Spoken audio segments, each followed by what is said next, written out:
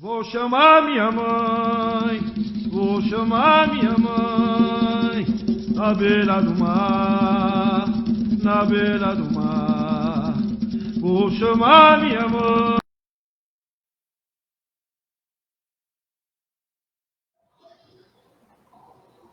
Olá, boa noite, muito boa noite a todos que estão nos assistindo.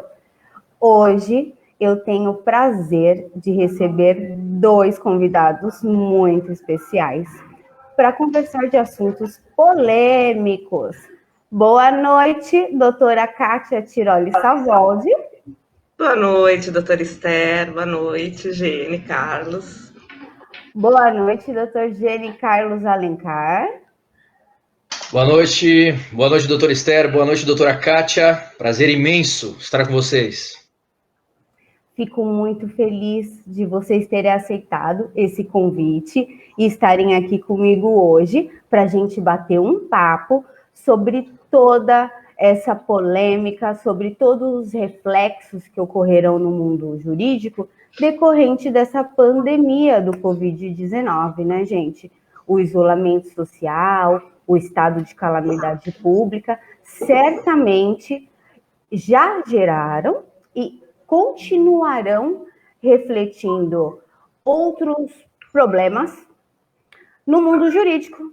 E aí eu queria dois advogados com renome, expertise comprovada na advocacia, por isso que eu chamei vocês dois. Muito obrigada, viu, meus queridos? Uma honra estar aqui com você. Então vamos lá. Eu agradeço mais uma vez pelo convite.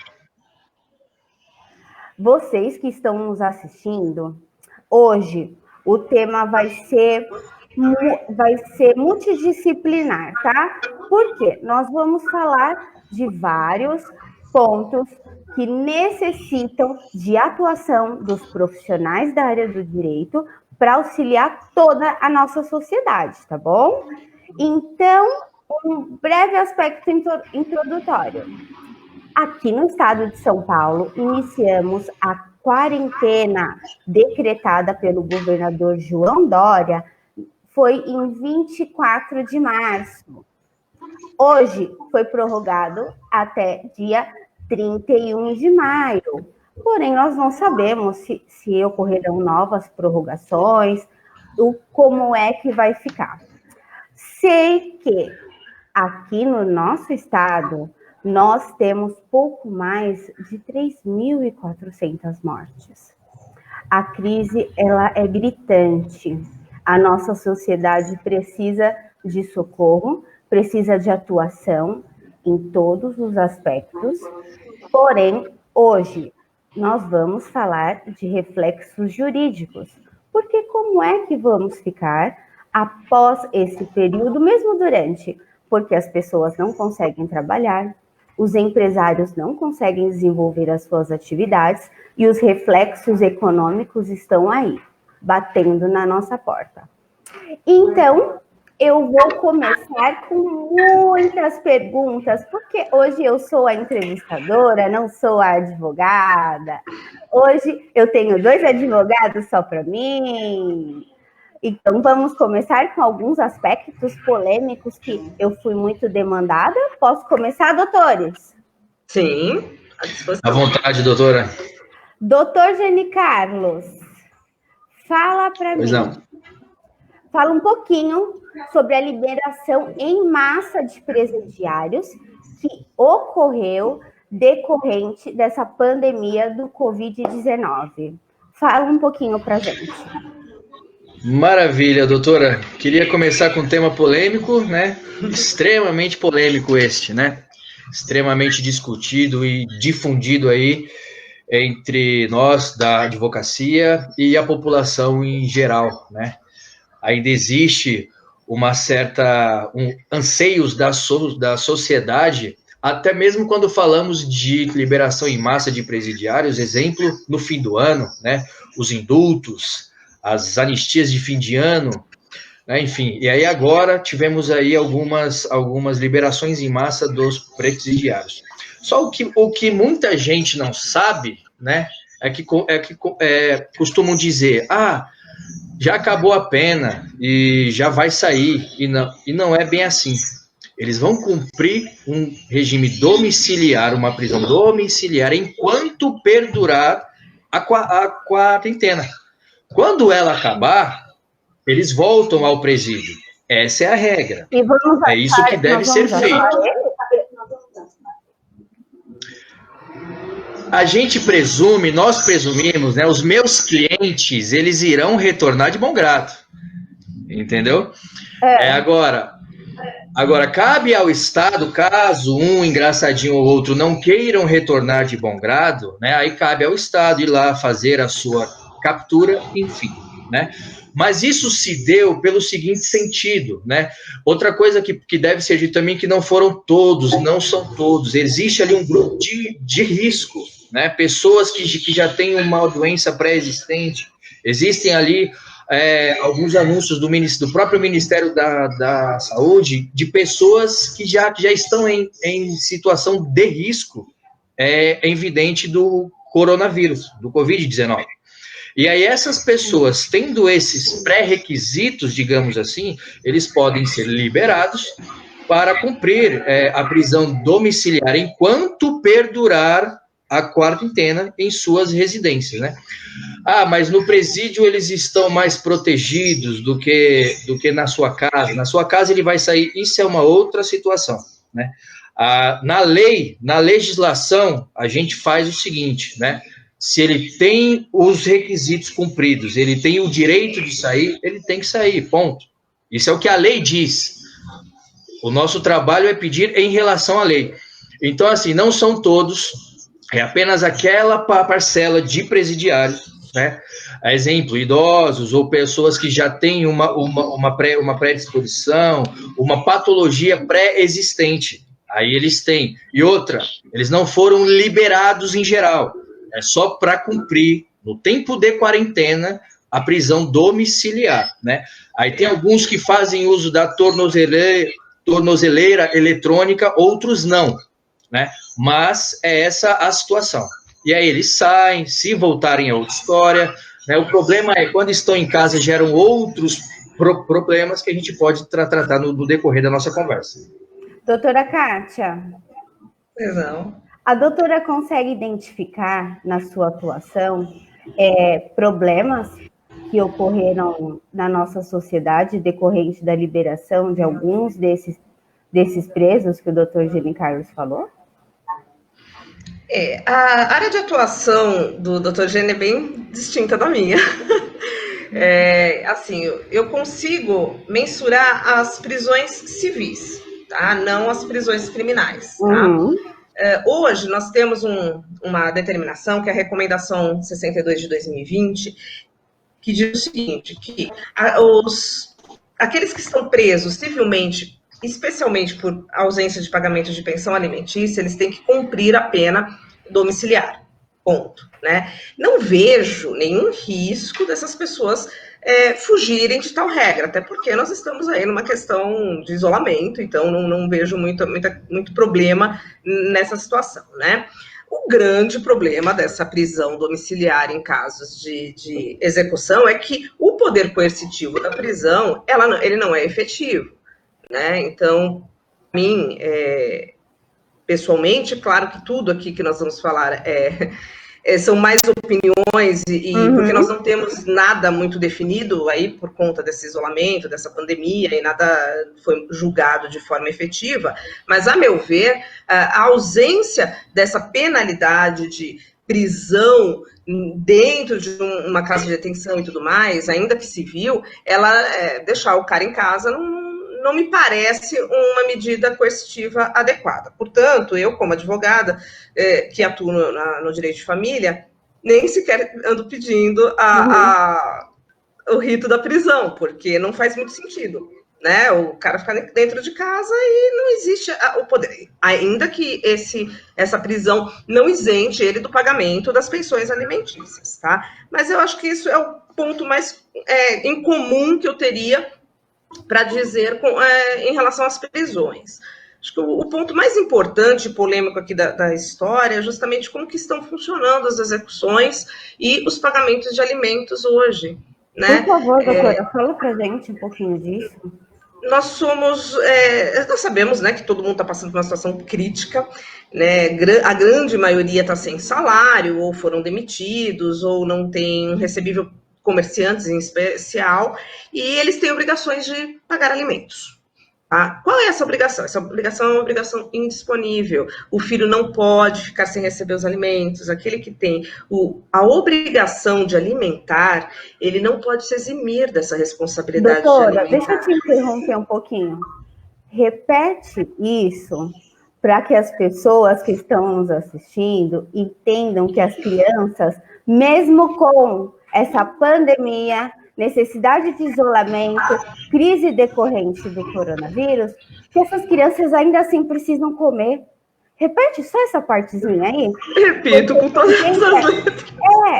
Porque hoje, na verdade, como eu estou como entrevistadora, eu vou instigar vocês a darem respostas. Mas eu vejo que muitas mulheres têm me questionado, mas e agora? Ele está falando que não vai pagar alimentos porque ele está sem trabalhar, por causa disso, por causa daquilo. Mas a criança ainda assim tem fome, né, gente? Ela precisa comer? Fala, doutora. Fala aí dos alimentos pra gente.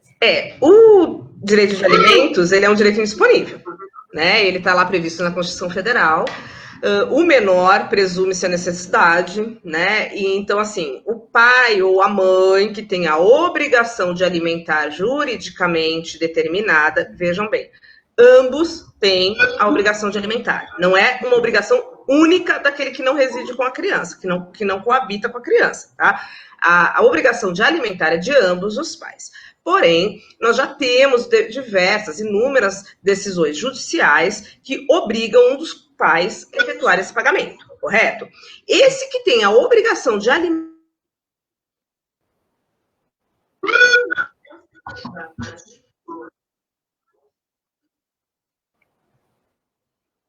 ou com o argumento de que ele não tem condições por conta da pandemia. Claro. Escutaram, gente? Vocês escutaram, doutora? Obrigada.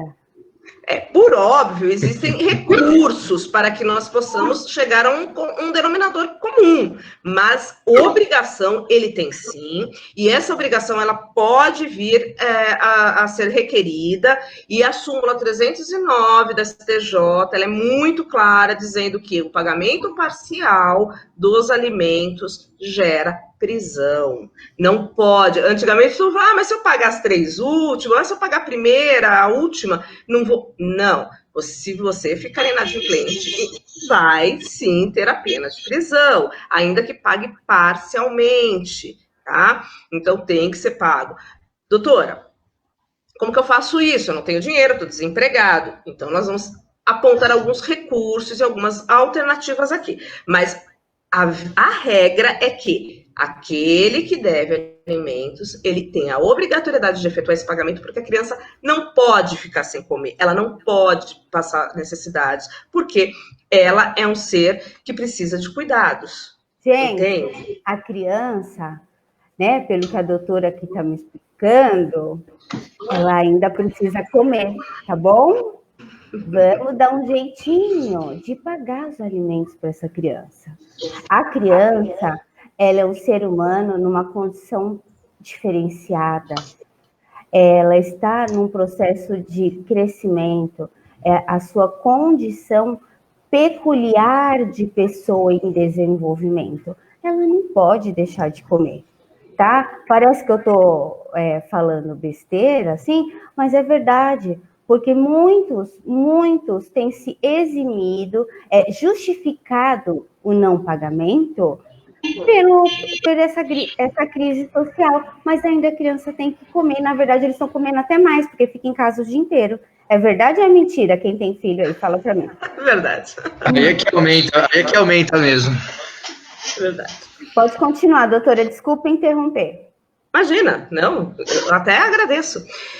Então, assim, não existe a menor possibilidade de pagar parcialmente a pensão que foi determinada em juízo. Não existe a possibilidade de interromper. Eu tenho muitos clientes que fazem assim, eu vou aproveitar a quarentena e vou ficar com a criança esse mês, então eu não pago a pensão. Eu escutei, acho que mais de 1 milhão de vezes, né? Gente, o mundo dos absurdos jurídicos... O doutor Gênio... Parece que começou a nascer... Os monstrinhos jurídicos estão nascendo tudo agora, né? Umas aberrações que a gente escuta. O pessoal aproveita tudo, né? Eu até olhei para o doutor Gênio e ele tá negando, né? Assim, ele falando, meu Deus, isso é um absurdo. Porque ele sabe melhor do que ninguém que a gente consegue na justiça, assim como ele já me contou que ele teve alguns casos nesse sentido, a suspensão justamente das visitas daquele que não coabita com a criança por conta do coronavírus. Então é uma situação completamente inversa do que eles querem colocar e impor como verdade. Não existe a menor possibilidade de isentar aquele que tem a obrigação de alimentar, seja ele o pai, seja ele a mãe, aquele que tem a obrigação jurídica de alimentar a criança, suspender ou diminuir com a justificativa da pandemia. Por favor, entendam isso. É óbvio que existem algumas formas de a gente tentar resolver a situação, né? Não é porque o pai eu não trabalho, mas como que eu vou pagar? Não tem? Tá, calma. Nós até temos algumas alternativas, mas isso é um denominador comum, né? A obrigação e a obrigatoriedade, ela existe e ela é necessária porque a criança precisa de alimentos. Ela não pode ficar sem alimentos. Não se trata de uma faculdade dela. Isso se trata de uma necessidade de sobrevivência. Gente. Eu fico muito feliz que vocês estejam falando aqui, me ajudando nisso, porque... Olá! Oi, pai Jorginho. Fala para mim. O nosso assessor, o nosso diretor de comunicação social, hoje está todo engravatado em homenagem aos meus colegas. Boa noite, meu querido. Boa noite a todos. Pequenos informes aqui, o pessoal que entrou e estão assistindo. O Marcos Nunes. Olá, Babá boa noite. Falulu.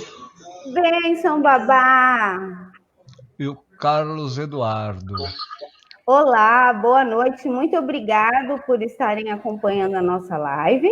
Qualquer dúvida, qualquer comentário, qualquer questionamento, estamos à disposição, viu? Vamos continuar? Vamos falar, doutor Gene Carlos, eu vou voltar para você, tá bom? Me fala um pouquinho, nós estamos em um período de diversas mortes, como eu já iniciei o vídeo falando, né? E as pessoas não conseguem velar os seus entes queridos, mesmo aqueles que não atestam positivo para o coronavírus. O que o doutor tem a me falar nesse sentido? Olha, doutora, é uma situação ultrajante para os familiares, né? Nós sabemos que o Estado, ele deve agir na privacidade do ser humano, né? Na privacidade daquela família, na última ratio, né? De última forma, assim como o direito penal. Né? O direito penal ele deve ser o último a ser solicitado na solução dos problemas interpessoais relacionados entre as pessoas e a sociedade num todo. Quando nós temos essa situação de pandemia, essa situação de quarentena, tudo fica mais absurdo, né? Até mesmo a atuação do próprio Estado. Né? Tá certo, existem estudos que mesmo a pessoa, quando ela morre, ainda os fluidos do corpo dela podem ali disseminar o vírus e é interessante que não se faça ali o velório. Ok, né? Se existem estudos comprovando isso, a gente respeita e as famílias irão entender, claro. Mas e para aquele que faleceu de uma outra doença e que não testou positivo para o Covid? E aí o Estado, ele quer, mesmo assim, impedir. E aí pode ser que sim, ou pode ser que não, elabora um laudo dizendo que foi Covid só para impedir. Enfim, inventam uma desculpa qualquer. Isso é aviltante para a família. Né? Em aspecto penal, o Estado pode passar do seu poder estatal. E aí, evidentemente, né, na seara civil pode ser reparado esse dano, por quê? Porque tem direito de velar. É um direito consagrado até mesmo pela Constituição. A Constituição diz que o Estado deve zelar pelas famílias. É dever do Estado privar de cada um e de suas famílias, proteger, né, respeitar. Agora, se o próprio Estado não respeita o direito de outrem, fica difícil. Nesses tempos de pandemia, a gente tem que evitar as aglomerações, né, velórios, né, e enterros, enfim. Naturalmente, deve haver ali algumas aglomerações. Mas, tendo ali os cuidados necessários, o distanciamento, o controle ali de quem vai e de quem não vai, não haveria problema algum. Assim como estão se liberando para entrar em comércios fechados, né? Entra um pouco e sai um tanto. Enquanto as famílias estiverem velando o corpo do seu ente querido ali, poderia ser feito da mesma forma, uma forma de controle, enfim, tudo para se ter ali o direito resguardado de você fazer o que nós chamamos de sufrágio da alma. É você ali dar o último adeus ao seu ente querido. É dar ali o seu último adeus ao seu ente querido. Qual que é o problema se aquele corpo, se aquela pessoa não testou positivo, né? E aí, beleza, a aglomeração aqui ali, que a família ali evite a aglomeração, e quando fizer o enterro, que evite ali, enfim, velório para amigos e tal, apenas para a família. Na seara penal, o Estado pode agir em abuso estatal, sim.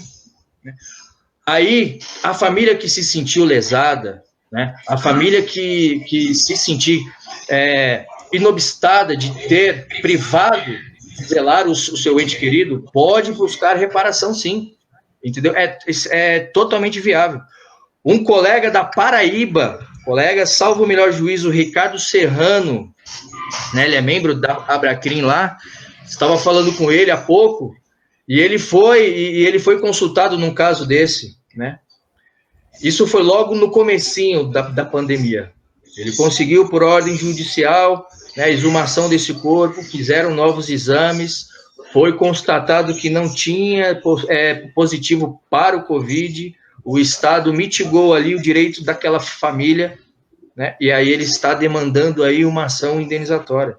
Se vai ganhar ou não, só Deus sabe. Mas é possível, não se pode. Então, você que infelizmente teve o seu ente querido falecido nestes tempos de pandemia, peça o laudo, vá atrás do laudo. O médico não pode dar, o Estado está privando. Peça uma decisão, uma determinação judicial para que se apresente este laudo. Não é assim. Hoje em dia, na televisão, todo mundo morre de Covid. Né? O que você vê, não existe mais baleado, não existe mais hipertenso, não existe mais nada. É só Covid. Gente, e não é bem assim.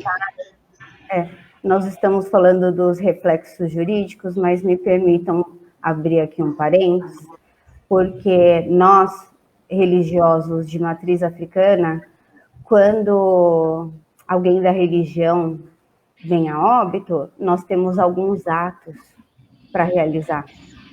E mesmo que a pessoa não tenha falecido por motivo do corona, nós não estamos conseguindo velar e fazer os atos.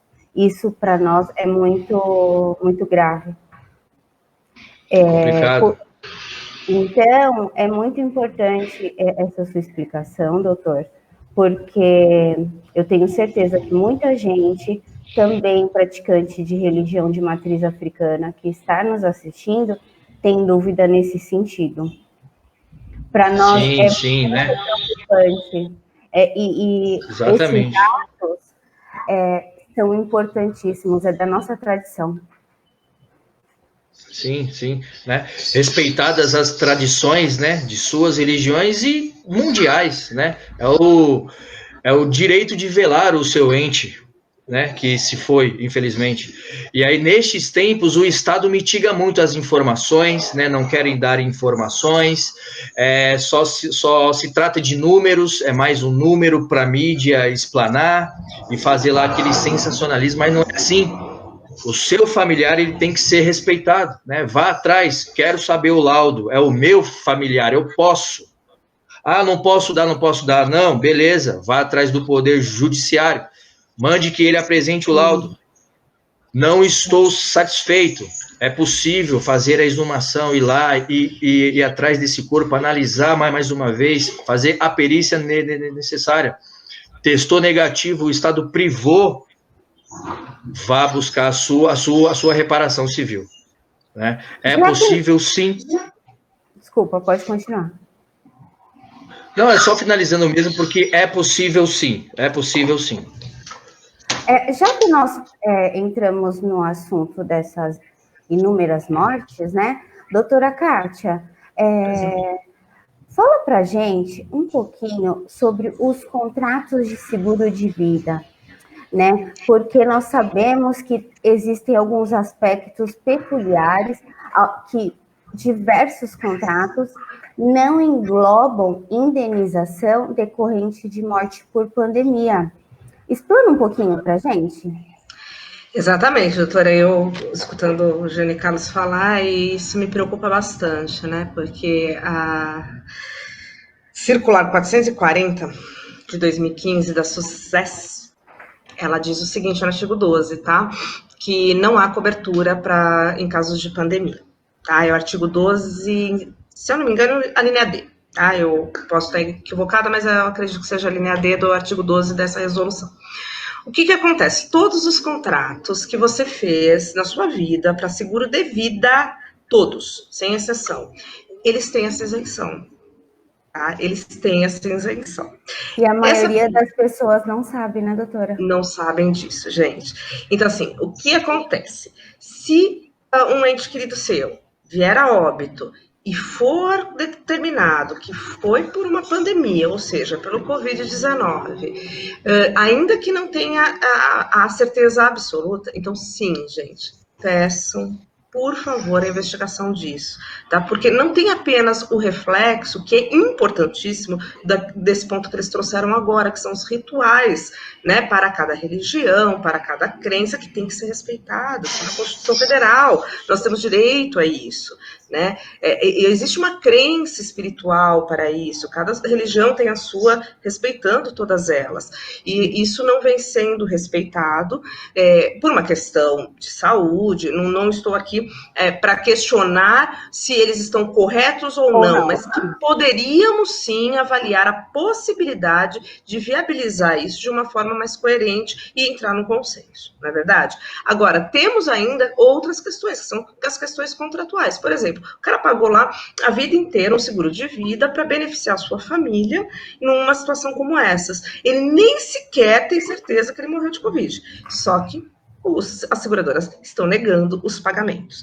É sabido que alguns bancos, algumas seguradoras já abriram exceções essas, que podem ser faculdade delas, tá? Então, por exemplo, eu nem sei se eu posso fazer propaganda aqui, merchandising, mas algumas instituições como Itaú, Santander, nós sabemos que eles já abriram essas exceções, mas é faculdade deles, então eles podem revogar essa exceção a qualquer momento. Por mera liberalidade. Né? Por mera liberalidade, né? Então, nós temos que prestar muita atenção nas apólices de seguro. Peço, assim, que aqueles que pagam o seguro de vida prestem atenção, tá? E se não constar na sua apólice a cláusula determinante que, em caso de epidemia ou pandemia, esse seguro está coberto, não, gente, ele não está coberto e juridicamente é muito difícil reverter essa situação, praticamente impossível.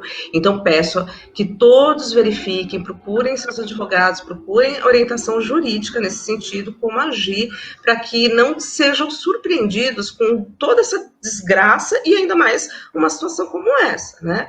Que a pessoa passou a vida garantindo a família e chega na hora de receber, as seguradoras não pagam e elas estão no direito delas, porque é uma determinação, gente, de 2015, tá? Não é de 2020. Nós nem falávamos em pandemia, nem existia essa situação, né? Mas hoje, como nós estamos nessa situação, é bom que saibamos que existe essa determinação, viu? É importante, inclusive. Assim acontece, Esther, só fazendo um parênteses. Pode continuar. Assim acontece não só com os seguros de vida, tá? Mas com o seguro de desemprego. Né? A gente faz muito em banco isso, né? Ah, vamos fazer aqui caso você fique desempregado, né? Ou que sofra um acidente parcial ou total, e tem lá um prêmio X. Isso também acontece nessas apólices de seguro, tá? Todos os seguros, eles não têm cobertura para pandemia, tá? Então, por acaso a pessoa fica doente, não pode trabalhar por conta do Covid, não, ela não vai receber o prêmio dela, se não tiver na pólice dela essa exceção. Ou se a seguradora dela não tem aberta essa exceção, ainda que de forma facultativa. Gente, os reflexos, né, no mundo jurídico serão imensos. Os profissionais do direito precisam, como sempre precisaram, né? Estar atualizados, antenados, para poder socorrer os seus clientes, socorrer a sociedade, né? De um modo geral. Como é importante a atualização, porque eu sei que muitos advogados não têm essa visão que nós estamos conversando aqui. E o intuito desse bate-papo é realmente informativo, disseminar conteúdo para que as pessoas entendam os seus direitos, não é, doutoras? Exatamente. Agora, exatamente, tem que se informar. Como nós falamos de contrato de seguro, doutora Kátia, nós sabemos agora que muita gente não consegue pagar seus aluguéis. E como é que fica essa questão da moradia? O que fazer? Pois é, a moradia ela é também um direito constitucional, né? Nós temos direito a residir, né? Uhum. Só que é o seguinte, a moradia é um pouquinho mais complicada, porque aquele que é o proprietário do imóvel, ele tem o direito de receber aquele valor, né? E aquele que mora no imóvel tem a obrigação de pagar. Estamos falando aí de um contrato onde duas partes firmaram um contrato. E muitas vezes, principalmente nos imóveis residenciais, tá? Eu vou abordar primeiro os imóveis residenciais, que os comerciais têm uma outra característica.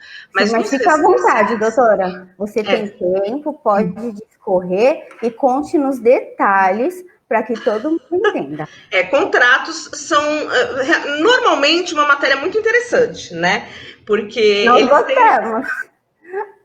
Eles têm algumas peculiaridades, eles têm algumas regras, mas, a priori, eles são à vontade das partes, né? Isso que prevalece. Então, eles são bem interessantes. Eu amo contrato, gente. Então, assim, eu realmente adoro estudar contratos. Então, vamos lá. O contrato de locação, ele é interessante porque, assim, aquele que mora na casa, ele tem a obrigação de pagar o aluguel dele, e aquele que recebe, muitas vezes, quando é contrato de locação, eles dependem desse valor também para sobreviver. Tá? E isso, assim, no Brasil é quase que 100%. Então, não adianta a gente falar, não, mas o cara tem a casa e ele está cobrando aluguel, eu não recebo, eu não tenho como pagar. Calma, não é assim que funciona. Sim, quem tem que pagar o aluguel, o inquilino, ele tem que pagar o aluguel. Ele não tem a possibilidade de parar de pagar o aluguel, tá certo? Ah, mas doutora, eu não tenho condições, eu vou ser expulso, despejado, né, do imóvel. Também não é bem assim que funciona. Por quê? Vamos pensar juntos. Aquele cara que é o dono da casa, ele quer perder o inquilino numa situação como essas? Não. Evidente que não. Né? Ele vai tirar o inquilino que sempre pagou, sempre teve um bom comportamento, com exceção, raras exceções, né, gente? Que a gente sabe que não paga, enfim. Mas aquele inquilino que é um bom inquilino e que está passando por uma situação difícil, não é verdade? E a situação difícil é geral, né, doutora? Geral. Então, assim, como que ele vai despejar um inquilino desse? Até quando ele vai conseguir alugar novamente esse imóvel? Até quando esse imóvel não faz o menor sentido? Em contrapartida, aquele que tem a obrigação de pagar o aluguel, né, ele não tem a condição, ele fica completamente vulnerável à situação e apavorado. Então, assim, a lei do inquilinato, graças a Deus, eu acho que existem algumas coisas que são boas, ela traz uma opção, gente. E é uma opção muito válida, acho que todo mundo deveria usá-la. Ela não é uma opção determinada como obrigatória, tá? Mas o artigo 18 da lei, a lei é 8.245 de 91, tá? Se alguém tiver curiosidade. Ela diz o seguinte, que é livre a negociação do valor do aluguel entre as partes a qualquer tempo do contrato de locação. Gente, quer coisa mais perfeita do que isso? Numa situação como a nossa... Doutora, repete de novo. É livre a negociação? É livre, ela é lícita. Então, assim, é livre, né? Tanto o locador quanto o locatário podem sentar juntos e renegociarem esse valor de aluguel de uma forma que fique bom para ambos. O que não é possível, gente, isso a gente tem que levar em consideração, é a isenção total do aluguel, né? Ninguém é obrigado a ser onerado demasiadamente, inclusive o artigo, acho que 438 do CPC, eu vou até colar aqui, tá? 478, desculpa, gente, não colei agora, que eu não sei todos os artigos de cor, mas o 478 do CPC, ele diz isso, tá? Ninguém pode ser onerado demasiadamente na relação com o outro, né? Dentro de um contrato. Então, assim, nós não podemos isentar o compromisso de um recebimento de aluguel, porque o proprietário não pode sofrer todas as consequências sozinho, só pelo fato de ele ser o dono do imóvel, não é verdade? E, em contrapartida, o morador, o inquilino que está passando por uma situação dessas, também não pode ser completamente punido e perder a sua residência, a sua moradia, numa situação como essa.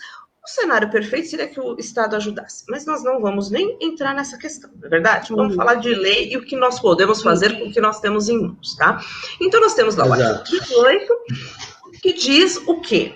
Vocês são livres, é lícito, a qualquer tempo, em qualquer momento do contrato de locação vigente, renegociar esse valor de aluguel. Ele precisa ser definitivo, então eu negocio hoje com o meu inquilino um valor de aluguel, isso vai ser definitivo? Não, ele pode ser temporário. Então, o aditivo do artigo 18, ele pode ocorrer neste momento de pandemia.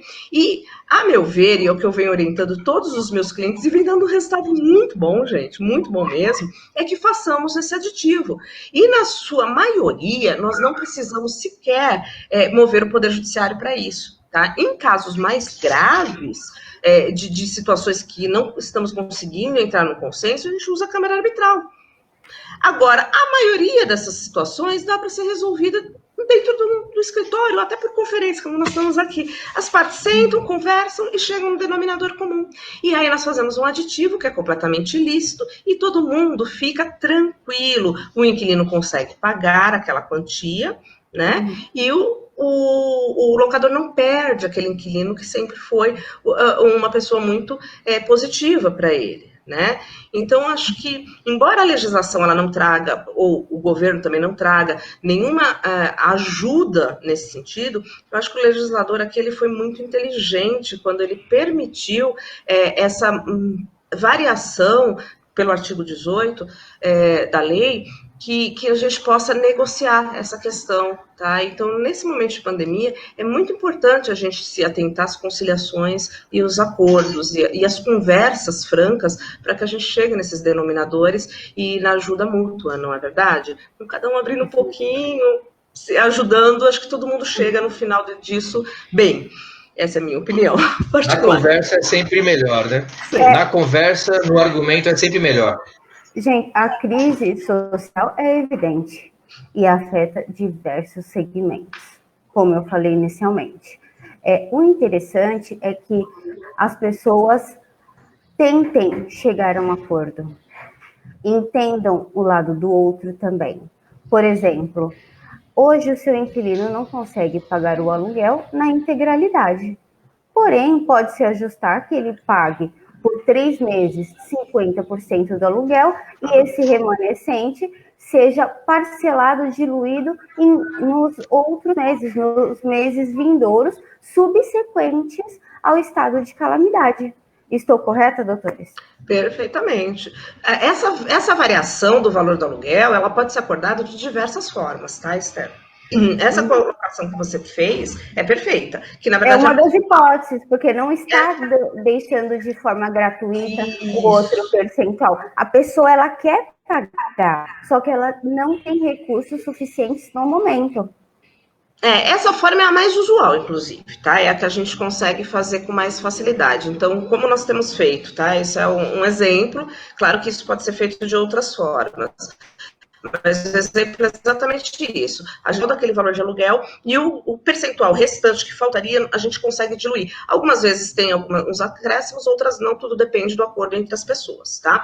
O que não ocorre, o que não pode ocorrer, é a isenção completa desse aluguel. Isso é uma coisa que oneraria demasiadamente o proprietário do imóvel, o locador, tá? Então, o próprio artigo 478 do CPC não vai permitir esse tipo de negociação. E a gente tem que até entender a lógica disso, mas que sim, o parcelamento, o refinanciamento disso, até a suspensão desse pagamento, tá? Acontece muito também da suspensão. Olha, eu não vou cobrar 2 meses do aluguel do senhor neste período, ou até que termine a quarentena, porém, assim que voltar, o senhor vai me pagar isso parcelado em 12 meses. Tem acontecido também.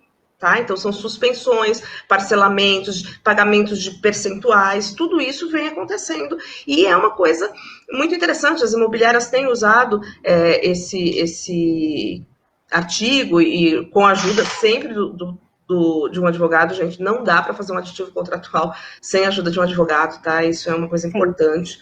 E não se arrisquem, porque fazer por sozinhos. vezes, esse aditivo... sem o auxílio de um profissional do direito, pode trazer alguns prejuízos. Nem todas as pessoas estão de boa fé. Exatamente. Sempre procurem o auxílio de um profissional, tá? Isso é um conselho que eu dou por ser advogada e daria para qualquer pessoa independente disso, tá? Porque realmente é um contrato e ele tem que ter algumas formalizações. Mas é totalmente possível de a gente solucionar essa questão. O legislador foi muito inteligente. Não é só pegar um modelo na internet, né, que tá tudo certo. Tem que ser discutido cláusula por cláusula. Isso. Tem uma pergunta aqui de uma pessoa que está nos assistindo, a Iviane Queiroz. Obrigada, Iviane, por estar nos assistindo, viu? Vou fazer a sua pergunta aos doutores. O financiamento de imóvel pode ser suspenso o pagamento? Essa é a pergunta dela. Posso responder? Por favor. Claro, na sua área. Sim. Os financiamentos, alguns bancos, tá? Já vem, inclusive, fazendo essa suspensão dos financiamentos, tá? A Caixa Econômica Federal, ela tá dando o prazo até 90 dias, tá? Desses contratos, e a maioria dos bancos até 60, tá? Nós teríamos que consultar cada instituição financeira, que tem um porém. Sempre tem um porém. Só contratos que estejam em dia, tá? Se estiver inadimplente, não. Então, as parcelas têm que obrigatoriamente estar em dia, tá? Tem que fazer esse requerimento com 10 dias de antecedência do vencimento da próxima parcela para ser aprovado pela instituição bancária. Veja, isso não é uma obrigação do banco, tá? O banco não tem obrigação de fazer essa suspensão e dar essa ajuda. Eles estão fazendo isso também de forma facultativa. Tudo bem? Então, assim, as instituições bancárias estão dando a oportunidade para a gente negociar esses valores e suspender o pagamento até um determinado período. Mas esses 2 requisitos são os principais, entre outros, mas esses são os principais que precisam ser verificados. Estar em dia com o contrato e, no mínimo, com 10 dias de antecedência do vencimento da parcela, fazer o requerimento junto à instituição bancária, tá? Mas é possível, sim. Muito obrigada, viu, doutora? Doutor Geni Carlos, já que nós estamos falando de moradia... vamos para um ponto delicado que eu tenho falado bastante ultimamente. Tá todo mundo em casa, né? Certo. É imperioso que se observe o isolamento social nesse momento. Mas, com isso, os índices de violência doméstica aumentaram muito. Fala para mim um pouquinho disso, como é que tem sido a atuação do Estado? As delegacias estão funcionando? Essas mulheres estão conseguindo socorro?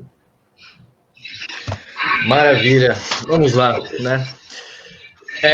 Infelizmente é um índice que aumenta de forma exponencial, né? E é simplesmente lamentável, né? É lamentável. Os números aí apontam para de 40% a 47% de aumento em março, abril, e isso é terrível, né? Não deveria ser assim. Pois bem, as delegacias, doutor, elas continuam funcionando, né? Neste sentido, normalmente. Demais situações, elas ampliaram os serviços online, né? Alguns boletins de ocorrência que não davam para ser feitos pela internet, agora dá, que é para evitar, né, ir até lá, evitar aglomerações, enfim, né? Mas essas questões de violência, principalmente violência contra a mulher, as delegacias têm funcionado normalmente, 24 horas, principalmente a delegacia da mulher, né? Onde, pelo menos na cidade de São Paulo, na maioria das comarcas ali tem uma delegacia especializada da mulher. E assim, bem como tem o telefone, né? Tem o 90, tem o Disque 100, né? Que é o Disque Denúncia, e a viatura da polícia, né? Com rapidez irá até essa residência. Uma questão interessante, né? Estava sendo discutida sobre as medidas, né, protetivas contra essas mulheres, tá certo? E aí, assim, que vai de frente ao direito de família, que é a questão do direito de visita, né? Os pais, né, que estavam ali com as medidas de proteção em face da sua ex-companheira não poderia chegar próximo a ela, mas poderia ver os filhos em outros locais e tudo mais, né? Agora, com essa situação de pandemia, isso pode ser suspenso, esse direito, né? Mas a questão da medida de proteção contra a mulher continua vigorando, amigão. Continua do mesmo jeito. Não queira, sob doutor, Oi. Repete, como é? O que tá valendo ainda? Fala assim, doutor, devagar, para o pessoal entender. Deixa eu aproveitar para mostrar uma coisa. Esse aplicativo, consegue ver? É um aplicativo, chama SOS Mulher. SOS Mulher, muito bem. Eu até compartilhei essa informação no meu canal, né? Ele é um aplicativo muito interessante, viu, gente? Para quem não sabe, vou aproveitar e falar do meu canal, porque logo que foi lançado esse aplicativo pelo governo, eu já disponibilizei essa informação lá no meu canal, Descomplicando o Direito com Esther Aguiar. Me curte lá que você vai ter as novidades em primeira mão. Maravilha, né? Bom, como a gente estava dizendo, né?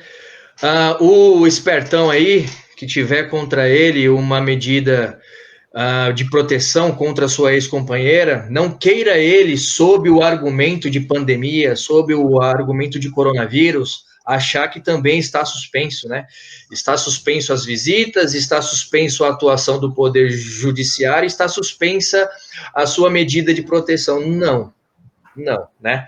Até porque há cerca de 2 anos mudou-se a lei Maria da Penha, né? E agora lá existe um crime, existe um único crime do artigo 24A, salvo o melhor juízo, né? Que é o descumprimento de medida.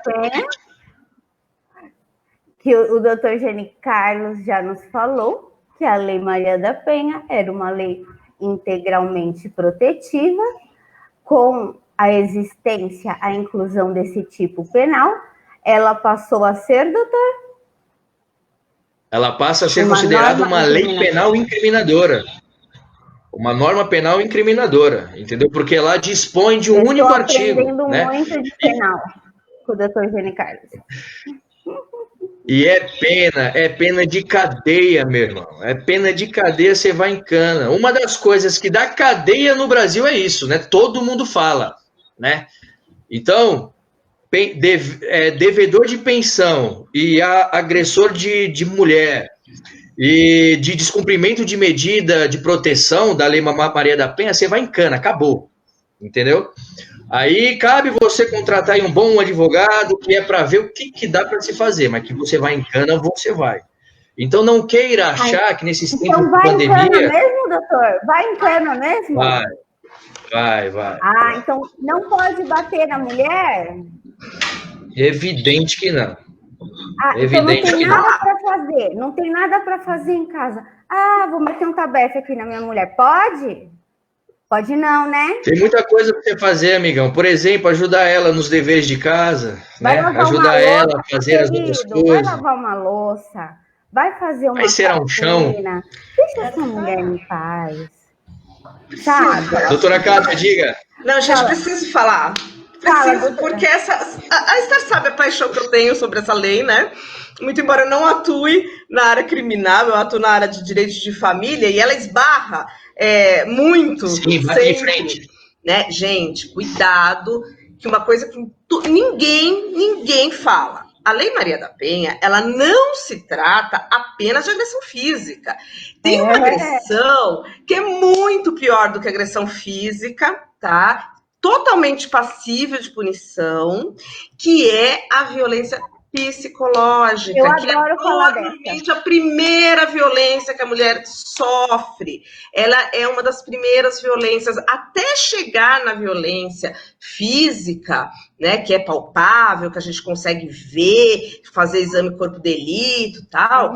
Essa mulher, ela já sofreu muita violência psicológica e tá lá na lei. Tá? E ela eu vou passar para o doutor, de novo, eu interrompi, porque eu sou apaixonada por essa questão. Mas a gente pode atravessar aqui, doutor, isso aqui é um bate-papo, a gente se empolga. Conversa amigável, fique em paz. Eu me empolgo mesmo, eu atravesso porque eu quero falar, e isso acrescenta tanto para as pessoas que estão nos assistindo, porque eles identificam na vida deles aquilo que a gente está falando. Então, a gente pode atravessar, é um bate-papo, tá liberado. Ai, que bom. Então, eu vou só fazer mais um parênteses. Quando a gente fala de Lei Maria da Penha, gente, tem que entender que, a partir do momento em que for decretada realmente essa violência, o divórcio está determinado, tá? Vamos lá. Também. Opa! Verdade. Né? E isso é uma coisa que ninguém sabe. Alerta. A doutora vai falar uma coisa importante. Presta atenção. Repete, doutora. Todas as vezes que for realmente configurada a violência doméstica, o divórcio já está determinado. O matrimônio termina, cessa o matrimônio, tá? Então, por isso que eu falo que a Lei Maria da Penha e o direito de família, sou especializada em direito de família, eles são muito próximos, eles estão muito juntos. Então, é muito comum eu lidar com violência doméstica e estudar muito a legislação, embora não seja efetivamente minha área de atuação, justamente por conta do direito de família. Então, cessa, tá, o matrimônio. A partir do momento que é determinado, cessa-se o matrimônio, tá, gente? Então, o divórcio já é decretado. Mais uma coisa que eu acho muito importante dizer é que a pessoa que divulga imagens sem consentimento de cônjuge, tá, força atos sexuais, e ainda mais a violência psicológica, todos esses pontos, eles são características muito grandes e a gente consegue, sim, medidas protetivas para as mulheres em relação a isso, tá? Porque isso também é muito comum, principalmente agora em quarentena, tá? Então, fiquem atentas, mulheres, podemos até fazer uma live um dia sobre esse ponto só. O que eu mais tenho falado ultimamente, doutora, e eu vou te convidar, e vou convidar o doutor Gini Carlos para nós conversarmos só sobre direitos da mulher, tá? Claro, teremos um enfoque, sim, na violência doméstica, que eu acho que neste momento, com esse aumento substancial, nós temos que, sim, falar disso, e eu não vou cansar de repetir, porque muitas mulheres, infelizmente, sofrem esse tipo de violência, não têm ajuda, e muitas vezes elas não percebem que são vítimas. Isso que é a grande questão. a violência não quer dizer que é só física, gente. Eu vou falar aqui para você que está me assistindo. Gente, se você está me assistindo, gostou do assunto violência doméstica, vai lá no meu canal que eu falo diversas vezes, eu chego até a ser chata de tanto que eu falo de violência doméstica. Mas vou falar aqui para vocês o que o artigo 7º da Maria da Penha, para quem não sabe, a Lei Maria da Penha é a 11.340 de 2006, tá? A lei prevê 5 hipóteses de violência, mas esse rol, ele é exemplificativo, não taxativo. Não significa que considera-se violência contra a mulher só o que está nesse artigo, tá? Violência física, violência psicológica, sexual, patrimonial ou moral, essas são as 5 hipóteses que a lei prevê. Porém, gente, tudo que for fora disso, causar lesão, qualquer ação ou omissão que prejudique a mulher pelo simples fato, baseada no gênero de mulher, é considerado violência. Concordam, doutores? Me corrijam se eu estiver errada. Sim. Perfeitamente. A doutora Kátia citou pontos importantíssimos aí também. Violência psicológica, a depender do que você estiver falando, né, em relação à sua companheira, figura crime de injúria ou difamação, artigo 139, artigo 140 do Código Penal. Ela falou de violência sexual, isso é estupro, do artigo 213 do Código Penal. Ela falou aí em divulgar imagens, né, de nudez da sua companheira, artigo 218C do Código Penal, né? Produzir imagens, artigo 216A do Código Penal, e aí vai. A Lei Maria da Penha, ela vai dar a base das proteções. Mas o espertão aí, que acha que tá fazendo certo e divulgando aí para os amigos que ele é o bambambam e não sei o quê, você incorre em crime. E todos esses crimes têm pena de reclusão. Você tem ideia do que significa pena de reclusão? É cadeia. Não, ele não sabe, inicial... não. Fala para ele. Eles não sabem, não. Frise a assertiva das minhas palavras. Reclusão significa pena de cadeia com cumprimento em regime inicial fechado. É você e mais 30 negros numa sala que cabe 10. Ah, então tá, doutor, vamos lá. Você... Estou sendo meio chatinha, mas é que tem um pessoal que está assistindo que precisa ouvir isso. Então, a reclusão, o regime inicial é fechado, ele vai ficar lá guardadinho dia e noite. Dia e noite, noite e dia, cheio de gente que está cheio de amor para dar.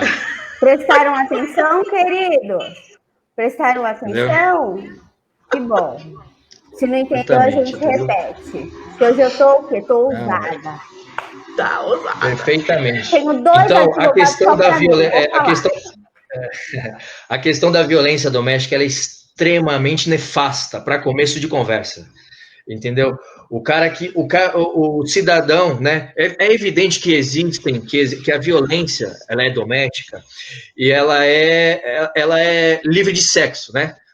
Pode ser a mulher e pode ser o homem, mas é evidente que a maioria dos casos, 90 e tantos % dos casos, o agressor é o homem, né? E essa celeuma que existe, esse câncer que existe na nossa população brasileira e mundial, isso tem que acabar, entendeu?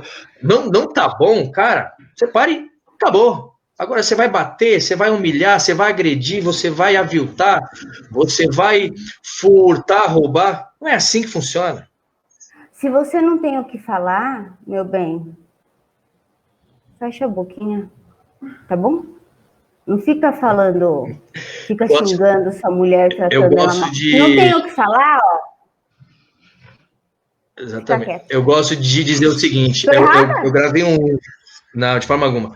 Eu gosto de dizer o seguinte, eu publiquei recentemente um vídeo no meu Instagram falando de escusas absolutórias, e aí eu comentei, cara, você pode se achar melhor que a sua mulher, você pode querer humilhar a sua mulher, mas ela é melhor que você em tantos aspectos que você não faz nem ideia, né? Para você... Pode falar uma coisinha, só uma coisinha? Tem tanta gente assistindo agora. Mandem um beijo, porque Várias pessoas estão nos prestigiando e todos eles merecem beijinhos. Jorginho, você consegue falar pra gente quem é que está assistindo? Porque eu tô vendo aqui que tem muita gente.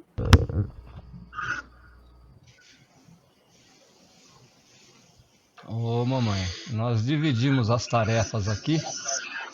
É. A gente está transmitindo ao vivo em 3 páginas. Ah, por quê? Porque nós somos muito famosos. E eu não consigo monitorar as 3, que o computador não aguenta. Então eu vou mandar as tarefas. Posso mandar um Precisa de um assistente. Arrumei 2, viu, doutor? Ó, eu quero mandar um beijo para minha prima, a Rô, que está assistindo. Que fofinha, obrigada. Linda. Baba Robles, sua bênção, meu amor. Anderson Ubuntu, meu irmão, minha madrinha, Ana Júlia, Michele, um beijo. Gente, tem muita gente assistindo. Eu tô me achando muito famosa. Mandem beijos vocês também, doutores. Ó. Os agradecimentos fraternos a todos que nos assistem. Muito obrigado. Doutor Geni Carlos, sua mãe está assistindo a gente também. Manda um beijo, que ela é muito fofa. Minha mãe é maravilhosa, Dona Ieda. Grande beijo. Amo. Temos também a Jaque Ribeiro, que nos parabeniza. A Rô Barbosa Durigan. É a minha prima. Oh, que fofinha.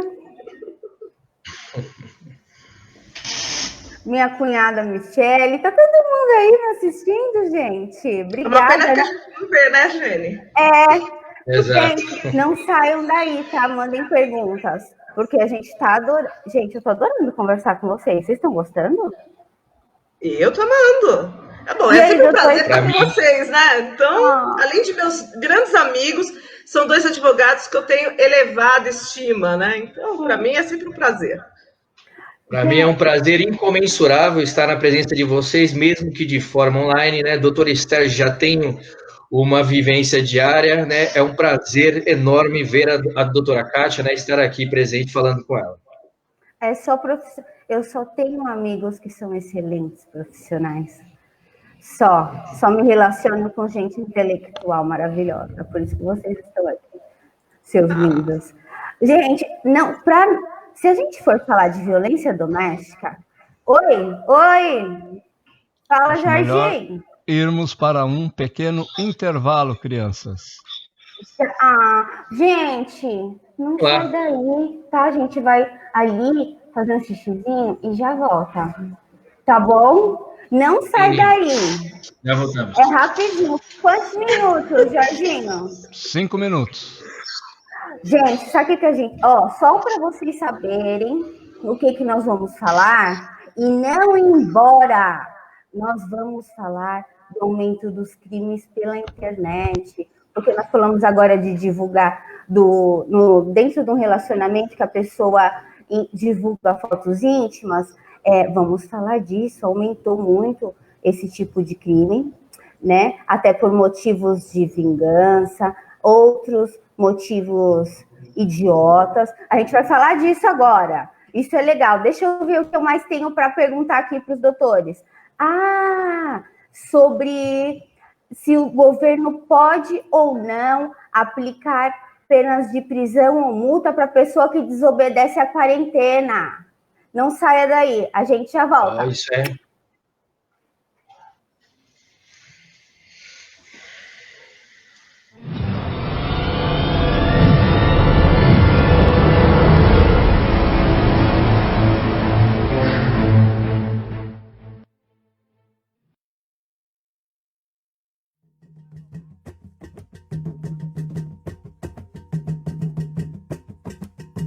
Eu tenho 2 meninas, uma de 19 e uma de 6 anos.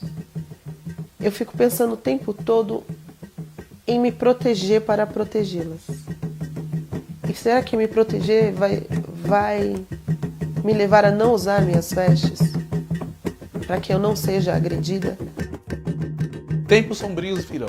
A gente sabe que, diante dos discursos, a gente vai ter muito enfrentamento. Mas candomblé, como eu disse para você lá no começo, candomblé sempre foi uma religião de resistência.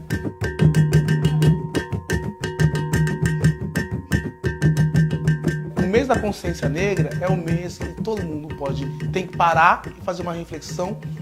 E são feitas ações pontuais, eu confesso que são pontuais, e acredito que não devam acontecer apenas durante o mês da consciência negra, e sim durante o ano todo.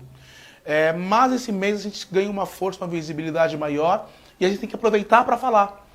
Estar nos espaços e dizer, nós existimos, nós queremos respeito, e nós não vamos recuar.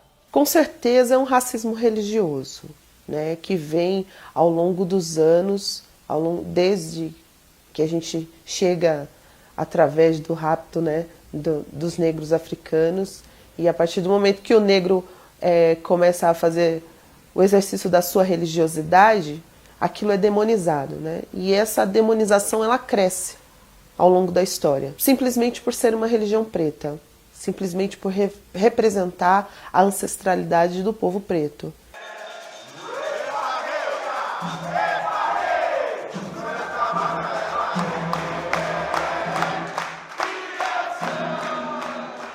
Eu passando de quelé, que é o nosso colar sagrado, e eu escutei lá, queima! Mas eu precisei... a gente enfrenta. A gente tem esse tipo de comportamento. A gente tem pessoas que quando nós passamos com as nossas vestes sagradas, eu vou no mercado, eu vou de fio de conta, eu vou de jaqueta na cabeça, eu não estou nem aí. As pessoas precisam saber que eu existo. E você enfrenta olhares, você enfrenta nariz torcido, você enfrenta. A nossa resistência é dizer, nós estamos aqui. E nós estamos aqui e exigimos que você respeite o meu axé da mesma maneira que eu respeito o seu amém. Médiuns muitas vezes chegam aqui na tenda e dizem para mim, que chegam a dizer, pai, eu fui dispensado do meu emprego porque eu falei que eu sou um bandista. Pai, tive que tirar meus filhos de tal escola porque esta escola não aceita uma doutrina diferente daquela prega lá.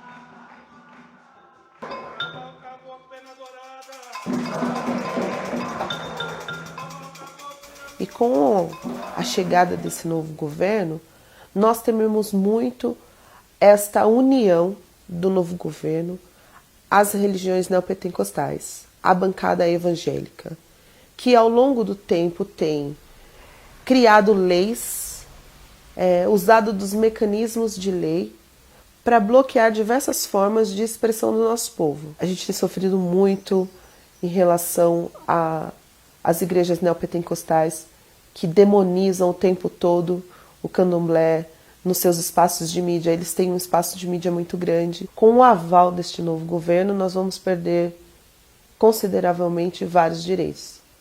E isso está amedrontando o nosso povo. A justiça não nos defende, né? A gente não tem a garantia nenhuma de que a polícia vai defender o terreiro, de que a gente vai conseguir processar a veras esse povo que tem atacado os terreiros de Umbanda e Candomblé. E isso vai se agravar. Há um temor muito grande de que nós tenhamos nossos cultos invadidos novamente, de que nós tenhamos nossos atabaques, nossos instrumentos religiosos sagrados apreendidos, e já tivemos agora, há um pouco mais de um mês, nós já tivemos em Minas Gerais um caso de um sacerdote que, por conta da denúncia de um vizinho, o sacerdote teve seu culto interrompido e os policiais entraram e levaram os instrumentos sagrados do sacerdote da casa.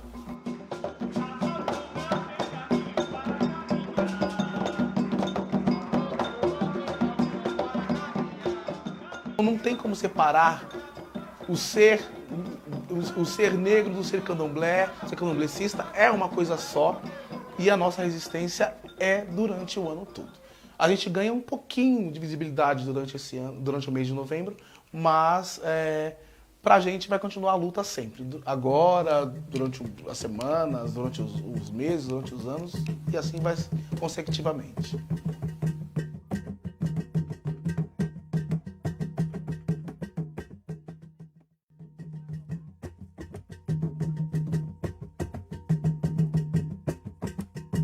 Eu tenho duas meninas, uma de 19 uma de 6 anos.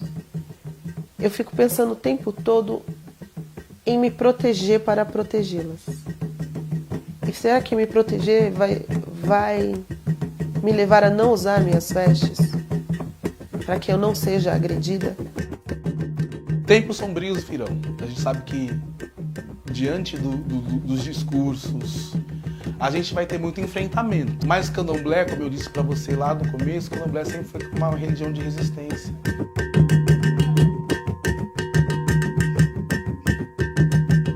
O mês da consciência negra é um mês que todo mundo tem que parar e fazer uma reflexão. E são feitas ações pontuais, eu confesso que são pontuais, e não acredito que não devam acontecer apenas durante o mês da consciência negra, e sim durante o ano todo. Mas esse mês a gente ganha uma força, uma visibilidade maior, e a gente tem que aproveitar para falar. Estar nos espaços e dizer, nós existimos, nós queremos respeito, e nós não vamos recuar.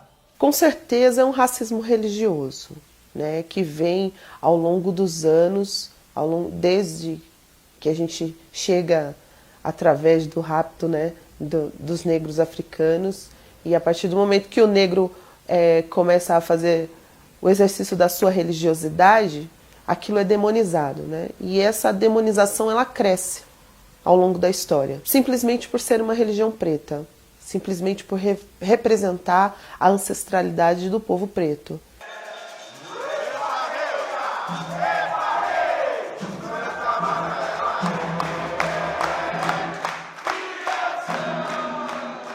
Eu passando de quelê, que é o nosso colar sagrado, e eu escutei lá, queima!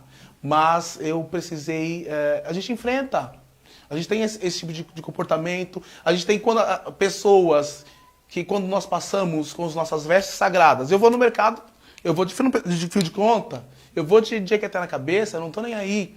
As pessoas precisam saber que eu existo. E você enfrenta olhares, você enfrenta nariz torcido, você enfrenta. A nossa resistência é dizer, nós estamos aqui. E nós estamos aqui e exigimos que você respeite o meu axé da mesma maneira que eu respeito o seu amém. Médiuns muitas vezes chegam aqui na tenda e dizem para mim, chegam a dizer, pai, eu fui dispensado do meu emprego porque eu falei que eu sou um bandista. Pai, tive que tirar meus filhos de tal escola porque esta escola não aceita uma doutrina diferente daquela prega lá.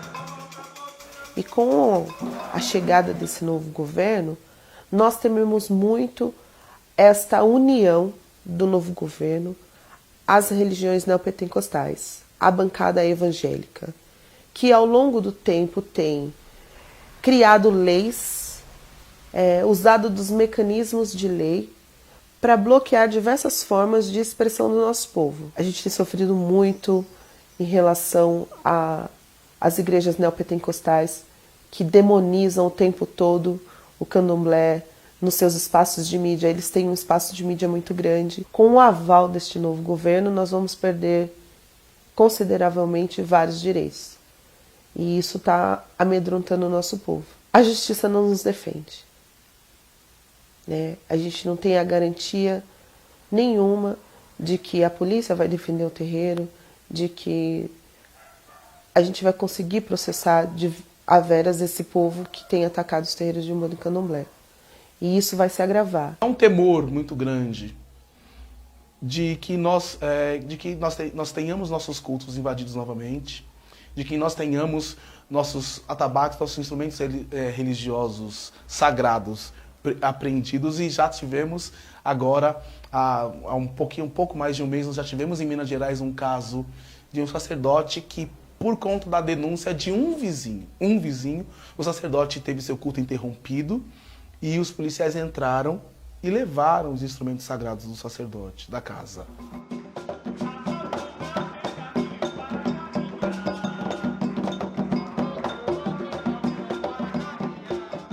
Não tem como separar o ser negro do ser candomblé, ser candomblecista é uma coisa só e a nossa resistência é durante o ano todo. A gente ganha um pouquinho de visibilidade durante esse ano, durante o mês de novembro, mas pra gente vai continuar a luta sempre. Agora, durante as semanas, durante os meses, durante os anos e assim vai consecutivamente.